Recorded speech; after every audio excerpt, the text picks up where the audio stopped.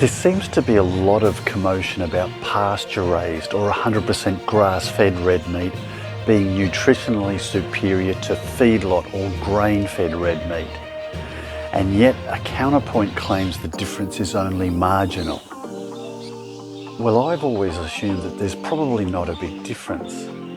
But a 2021 review article published in the journal Frontiers in Sustainable Food Systems suggests that pasture-raised beef and milk contain a surprisingly high concentration of a range of plant nutrients. It's an interesting review, and they clearly drew from a large range of research on the topic. We know, of course, that milk and meat are not generally considered to be significant sources of phytochemicals or the huge range of plant compounds. Well, the authors state, and I quote, "Emerging data indicate that when livestock are eating a diverse array of plants on pasture, additional health-promoting phytonutrients, namely terpenoids, phenols, carotenoids and antioxidants, become concentrated in their meat and milk. Several phytochemicals found in grass-fed meat and milk are in quantities comparable to those found in plant foods, known to have anti-inflammatory, anti-carcinogenic and cardioprotective effects." They add that phytochemicals are further reduced or absent in meat and milk of grain-fed animals.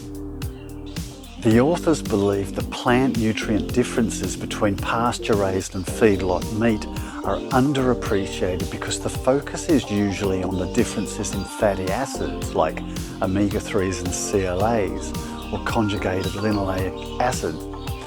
They think there should be more focus on these plant nutrients, and that future studies should clarify critical relationships between soil health, plant diversity and the health of livestock and humans.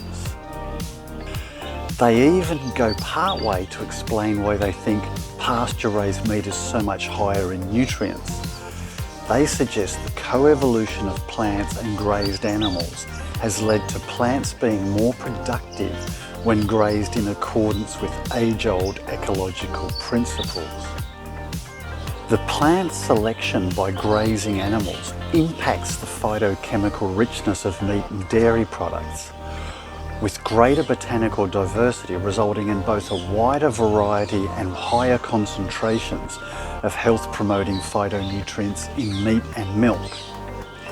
The increased phytochemical richness of productive vegetation has potential to improve the health of animals and upscale these nutrients to also benefit human health, they say. The ethical pros and cons of pasture raising beef or eating animals in any form for that matter are always going to be contentious and probably irreconcilable. But if regenerative agriculture and pasture raising beef can help move animal food production in a better ethical and environmental direction while delivering superior nutrient density, then it'll most likely be a change for the better. Of course, this kind of change may only be economically feasible for a privileged portion of the global population, for now at any rate. But that's another issue altogether, and until this change occurs, standard beef and milk remains a valuable source of nutrition. Thanks for watching. If you found this video interesting, then please boop the like button, and I'll see you in the next video.